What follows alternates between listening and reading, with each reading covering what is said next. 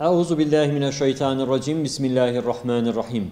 Bizleri bir kez daha bu güzel Berat gecesine ulaştıran Rabbimize hamd ediyoruz.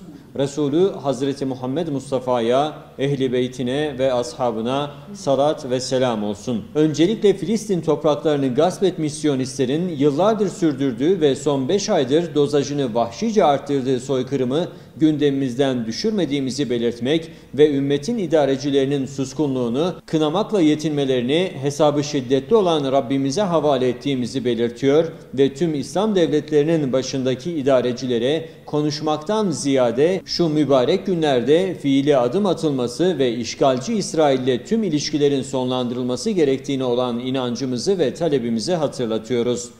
Ramazan ayının müjdecisi olarak kabul edilen Berat Kandili Şaban ayının 15. gecesinde yani 24 Şubat Cumartesi'yi pazara bağlayan gece idrak edilecek. Peygamber Efendimiz Hazreti Muhammed Aleyhisselatü Vesselam bir hadis-i şeriflerinde Şaban ayının 15. gecesi geldiğinde geceyi uyanık ve ibadetle gündüzünü oruçlu olarak geçirin. O gece güneş battıktan sonra Allah rahmetiyle dünya semasına tecelli eder ve şöyle seslenir: İstiğfar eden yok mu? Affedeyim ve bağışlayayım.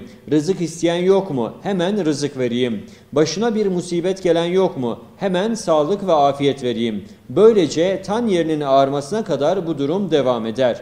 Allah Resulü Aleyhisselatü Vesselam'ın bu hadisi şerifini göz önünde bulundurarak kurtuluş, af ve arınma anlamlarına gelen beraat, hata ve günahtan eşrefi mahlukat olarak nitelendirilen insana yakışmayan söz ve fiiliyatlardan, olumsuz tutum ve davranışlardan arınmak için benzersiz bir fırsat olarak karşımıza çıkmaktadır. Bu gecede manası çerçevesinde ibadet edebilmek yine bizim irademizledir ki Rabbimizin çağrısına tüm acizliğimizi hatırlayarak Rabbim ben buradayım, affına muhtacım diyerek ibadet halinde olmalıyız.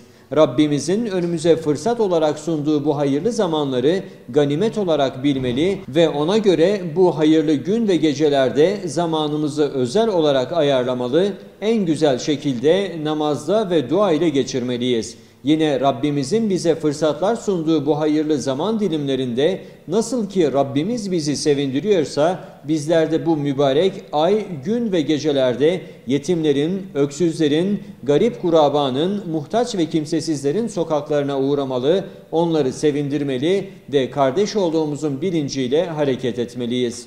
Üstad Bediüzzaman Berat Gecesi hakkında şöyle der: Bu gelen gece olan Leyle-i Berat, bütün senede bir kutsi çekirdek hükmünde ve mukadderat-ı beşeriyenin programın evinden olması cihetiyle Leyle-i Kadr'in kutsiyetindendir. Her bir hasenenin Leyle-i Kadir'de 30.000 olduğu gibi bu Leyle-i Berat'ta her bir ameli salihin ve her bir harfi Kur'an'ın sevabı 20.000'e çıkar. Sair vakitte 10 ise şuhur-u selasede 100 ve 1000'e çıkar ve kutsi leyali meşhurede 10.000'ler 20.000 veya 30.000'lere çıkar. Bu geceler 50 senelik bir ibadet hükmüne geçebilir. Onun için elden geldiği kadar Kur'an'la ve istiğfar ve salavatla meşgul olmak büyük bir kârdır.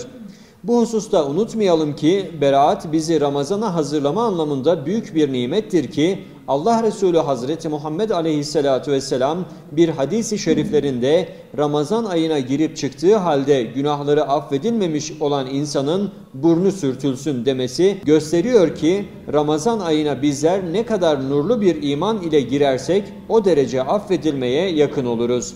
Bu yüzden Şaban ayının 15. gecesinde beratımızı alarak Ramazan ayına girip tamamen affolunmuş bir şekilde çıkabilmek için ibadetlerle ve güzel ahlak ile hazırlığımızı yapmalıyız. Bu gecenin ümmetin beratına, Gazze'nin, Mescid-i Aksa'nın dolayısıyla tüm İslam beldelerinin özgürlüğüne kavuşmasına vesile olmasını Yüce Rabbimizden niyaz ediyor, tüm İslam aleminin Leyle-i Beratını tebrik ediyoruz.